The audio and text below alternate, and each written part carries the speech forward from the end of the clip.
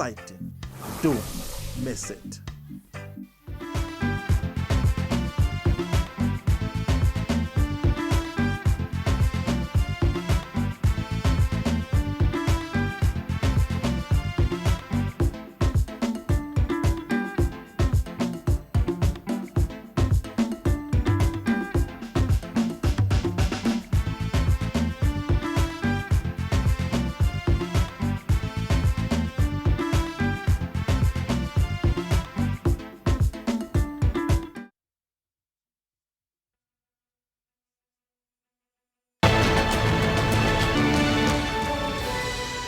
NTA International News. President Jonathan commissions Ahmadu Bello International Airport, Birnin Kebbi, reaffirms commitment to safety of Nigerians. Nigerian government moves to ensure professionalism in mines and steel sector. And Nigeria Police Force strategizes towards boosting government's internally generated revenue. Hello there, so good to have you join us on NTA International News at this time. I am Oku Ekbayong. President Goodluck Jonathan has reaffirmed his administration's commitment not to compromise safety in the construction and upgrading of any airport in the country. He stated this while commissioning the 3.7 billion naira Ahmadu Bello International Airport in Birnin Kebbi, Kebbi State.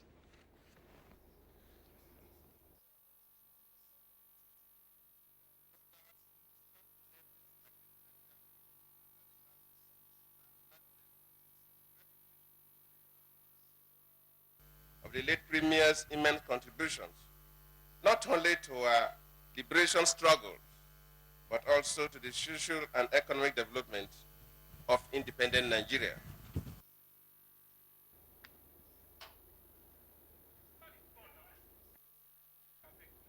Still talking transportation, stakeholders and road safety management in Nigeria have converged on Abuja to brainstorm on the reform of the Federal Road Safety Commission Establishment Act 2007.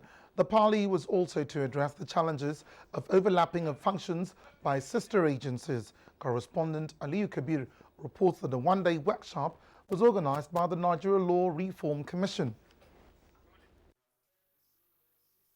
In 2007, the Federal Road Safety Commission Establishment Act Cap 1 for 1, Law of the Federal Republic of Nigeria 1990 was repealed, and the FRSC Act 2007 came into force with the expectation of addressing overlapping functions of the agencies involved in road safety management. Yet the problem persists.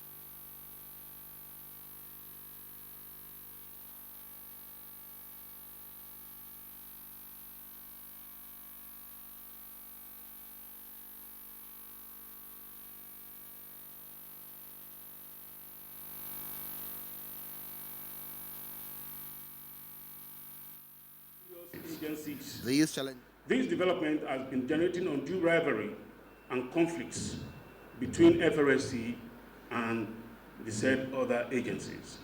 These challenges are what the workshop is out to address.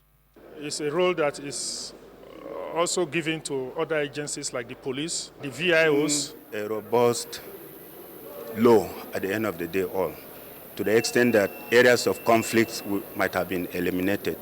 Stakeholders are optimistic that the allocation of clear roles and responsibilities to all agencies involved in road traffic administration will go a long way in obtaining an accident-free society. In Abuja, Aliyu Kabir. All is now set for the takeoff of construction work at Nigeria's Centenary City. This will provide employment to more than 87,000 workers and serve as one of the hubs of commercial activities in Africa. Correspondent Abdullahi Garba was at a media day organized by the Office of the Secretary to the Government of the Federation to preview the project. It will be private sector driven. The proposed city is to prepare Nigeria ahead of its quest to be one of the top world economies by the year 2020. The project, to cost more than $18 billion, has special features such as 5-star hotel, 256 apartment buildings, 139 offices, a golf course, residential buildings, and a tax-free commercial center. The first phase is the Abuja Hotel and Residences, and that is the first phase. Centenary City is not for the rich. It is an inclusive project. It is expected that the Centenary City project, whose groundbreaking ceremony was performed by President Goodluck Jonathan, will be executed in phases and be completed within 10 years. The Nigeria's Centenary City is strategically located along the busy airport road as a gateway to the nation's capital city. From Centenary City in Abuja, Abdullahi Garba Bernokudu, NTA News. It is expected that the city project will be executed in phases and be completed within 10 years. The federal government has put up regulations to ensure that only professional miners and geoscientists are employed and can operate in Nigeria. This came to the fore at the induction of new members into the Council of Nigerian Mining Engineers and Geoscientists in Abuja. Taiwo Odugbeson has the details. The minerals and metal sector cannot function properly without regulation, monitoring and enforcement of the provisions of laws guarding mineral exploration. Hence, the need for mining engineers and geoscientists who want to operate in Nigeria to be registered under the Council of Nigerian Mining Engineers and Geoscientists, COMEG.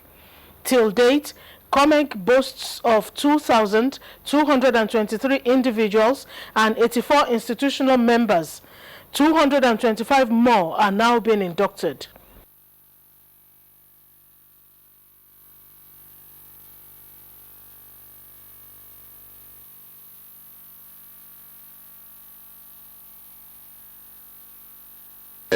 To come forward, they will be able to practice with some law backing them. Minister of Mines and Steel Development, Musa Sada, advised COMEG Council to continuously expose registered members to modern technological development needed to solve the challenges facing mining operators. You must learn how to do quarrying, that's mining on the surface. You have to learn how to go underground, as deep as possible for those mines, so that you come out as a professional who knows what you're doing. Registration as registered members of COMEG requires inductees to live up to the expectations of the Professional Code of Conduct and Ethics in order to promote and sustain the practice in the Nigerian extractive industry. Taiwo Odugbeson, NTA News. And turning to politics now, the Senior Special Assistant to the President on Youth and Student Matters, Jude Imagwe, has advised corps members not to allow themselves to be used by politicians to rig elections. Comrade Imagwe gave the advice while addressing NYSC corps members on behalf of President Goodluck Jonathan during the ongoing 2014 Batch C orientation camp in Jos, Plateau State.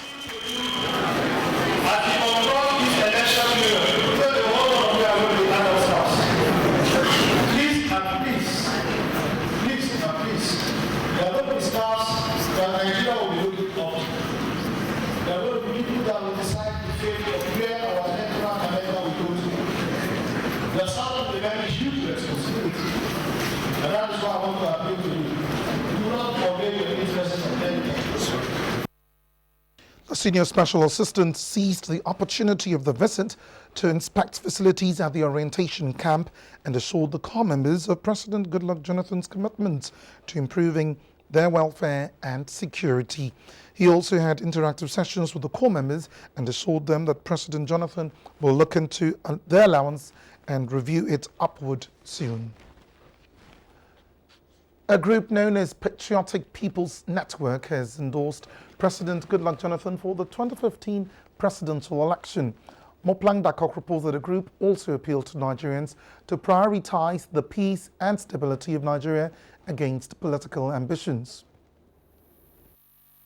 The Patriotic People's Network, while endorsing President Goodluck Jonathan for a second term in office, urged Nigerians to support the president, commending his giant strides in educational development, rail transformation, and agricultural development, among others.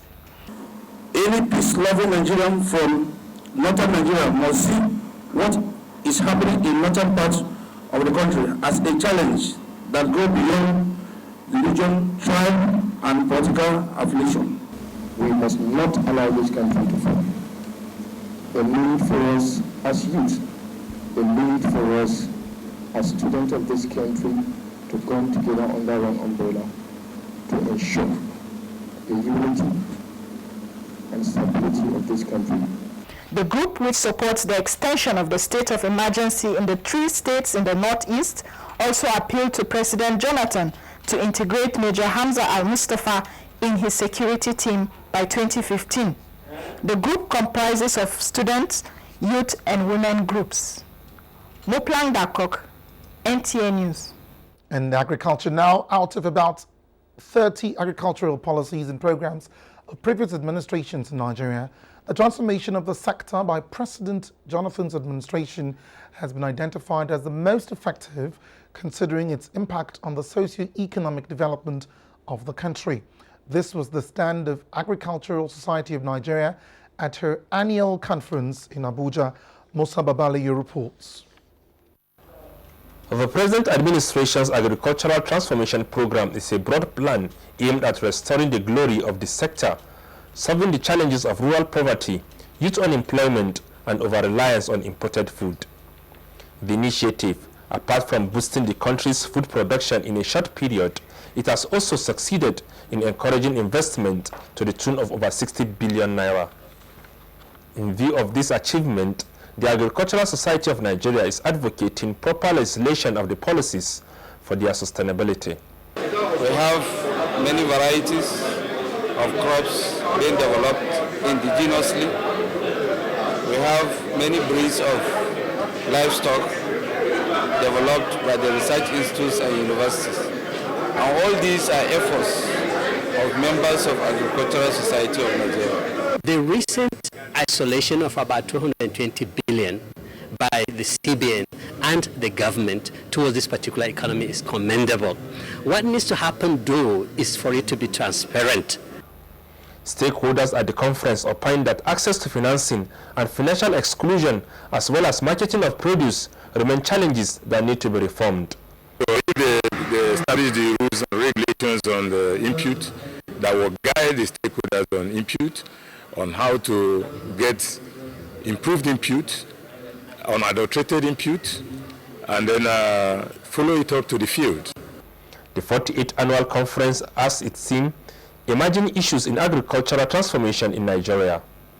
In Abuja, Musa Babaliyo, NTA News.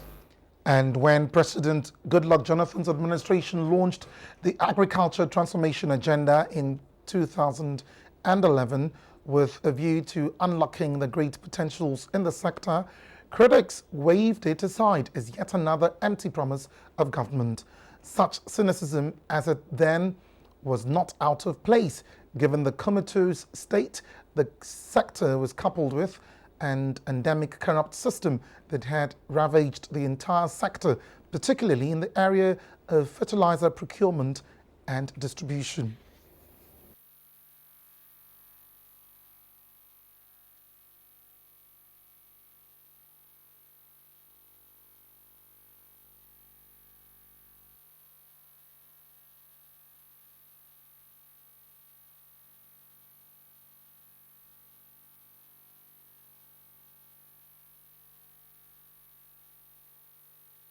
We decided that we will now target our farmers directly. I don't need anybody.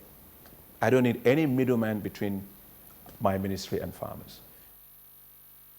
How has the sector fared 3.5 years down the line?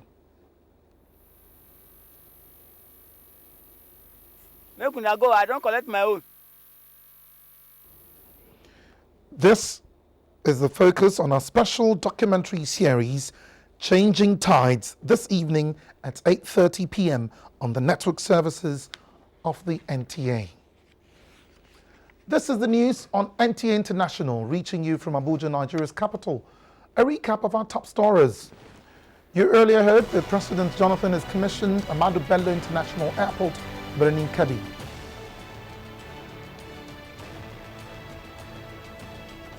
We also informed you that the Nigerian government has put in place regulations to ensure professionalism in mines and steel sector. Still to come on the news, Nigeria Police Force strategizes towards boosting government's internally generated revenue. Details after the break.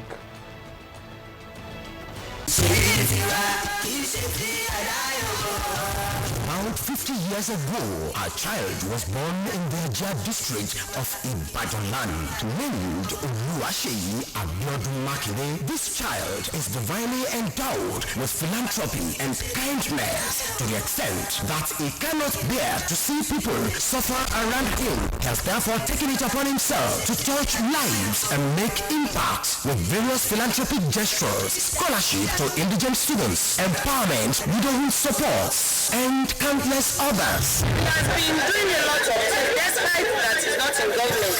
He's trying. He has done so many things for the people, bursting and work for the students, taking care of the widows.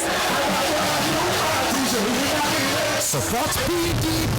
PDP power. Omititu Igbaotun.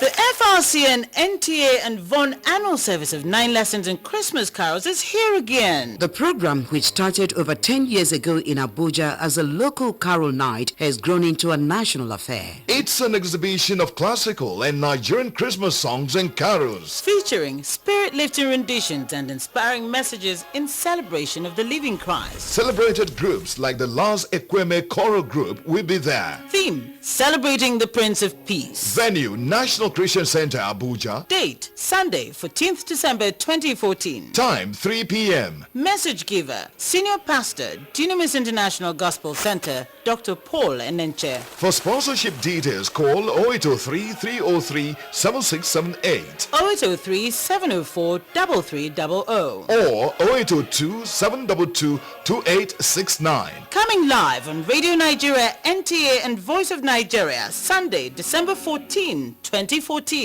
The FRCN, NTA and VON annual service of 9 lessons and Christmas carols. Making Christmas memorable for you.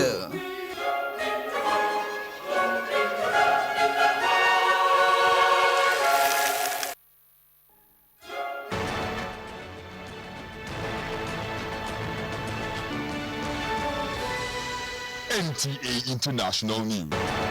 Time now for some security reports. The Nigeria Police Force is strategizing towards boosting the federal government's internally generated revenue through its special services. This came to the fore at a stakeholders conference holding in Abuja. Joseph Rock has the details.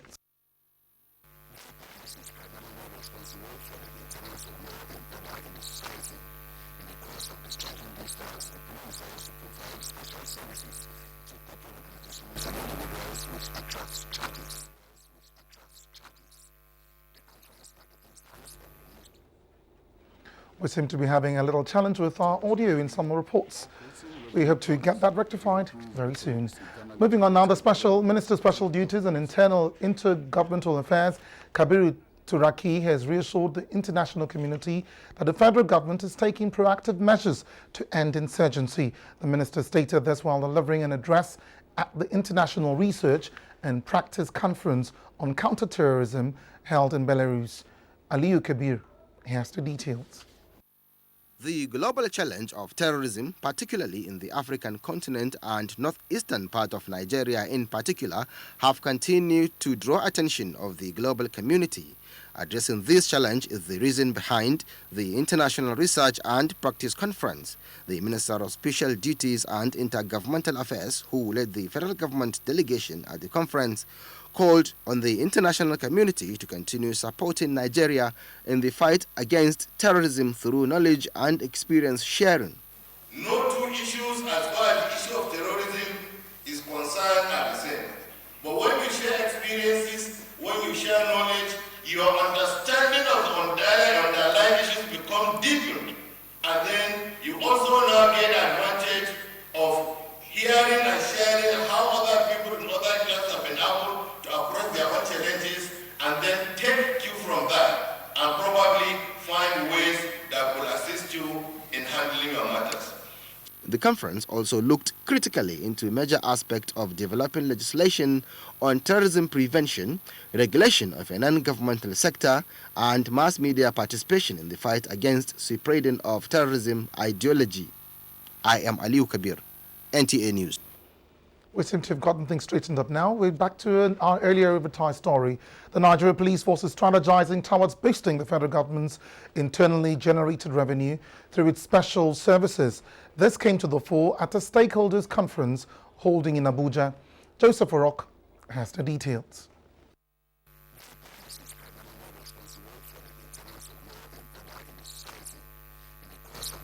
The unity needed by the indigenes of the state to ensure that the current security challenges in the state and some part of the northeast is put to a halt. Moving on now, the Adamawa State Elders Forum has urged the government to double efforts towards putting an end to the current security challenges in the country. Chairman of the forum and former Inspector General of Police, Mohammed Gambo Jumeta, made the appeal at a meeting of the elders in Abuja. Correspondent Aliyu Tukur reports. The meeting was organized by the Adamawa elders to discuss the best way of forging the unity needed by the indigenes of the state to ensure that the current security challenges in the state and some part of the northeast is put to a halt.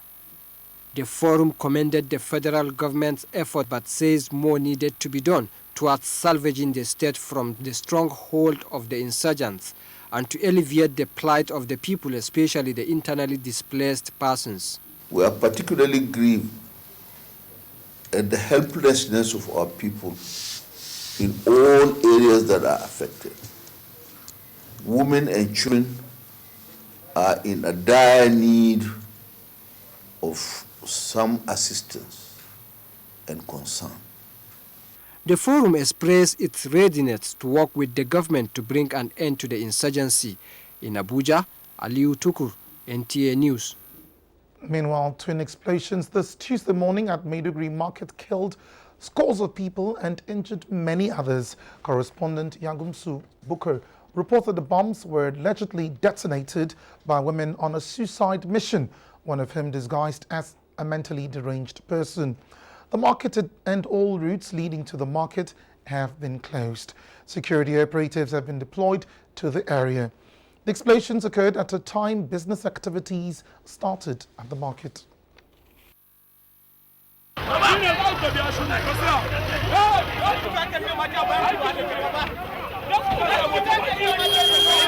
The twin explosions occurred this morning when business activities were about to start in the market.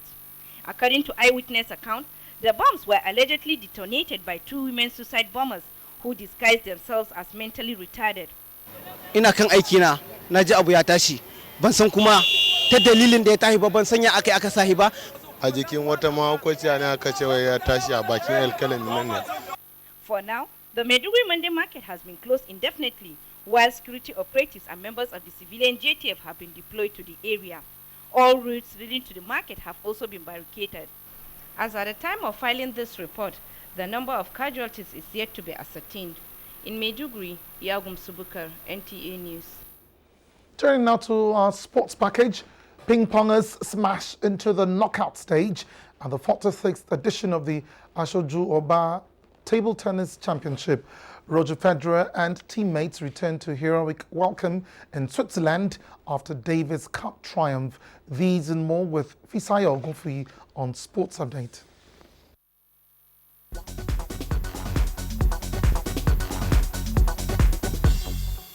The 46th edition of the Ashoju Oba Table Tennis Championship Women's Singles is in the quarterfinal stage, while that of the men's is in the round of 16 at the Teslim Balogun Stadium in Lagos. Correspondent Adeola Omokivi reports that current champion Amida Deyinka and 7 other seeded players are still in the running. The para table tennis began on Tuesday and the doubles will be decided on Wednesday. This is one of the tournaments that give recognition to new discoveries in the cadets. World number 2 Roger Federer and the rest of the Switzerland Davis Cup team received a hero's welcome at home after beating France in the final to lift the trophy for the first time in the tournament's 114-year history. The Swiss victory came a week after Federer pulled out of the Tour Finals title match against Novak Djokovic at the O2 Arena in London because of a back injury. Switzerland became only the 14th nation to win the Davis Cup in its 114-year history after being runners-up in 1992. The two mascots for the 2016 Rio Olympic and Paralympic Games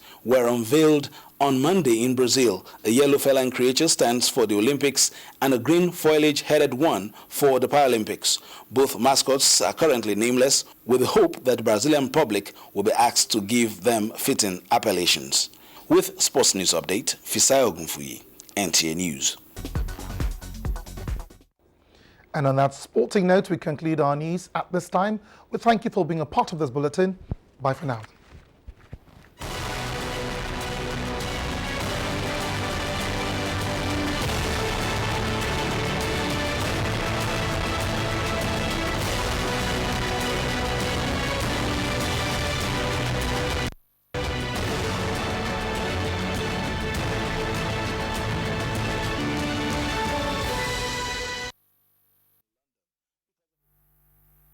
It ain't no. The homies can't have. It ain't no.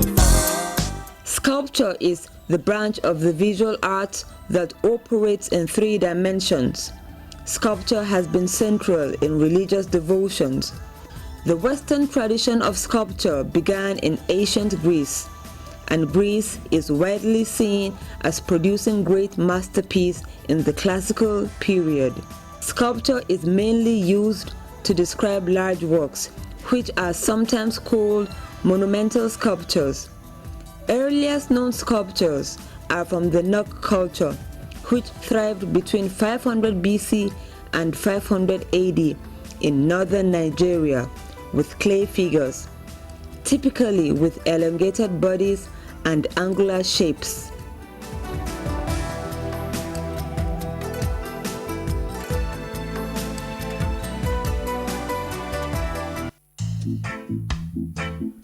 Just as music and man remain inseparable, same goes for you and my music and I. Join us every Tuesday at 10 a.m. and a repeat broadcast on Saturday at 12:30 p.m. My music and I, refreshing and exciting. Don't miss it.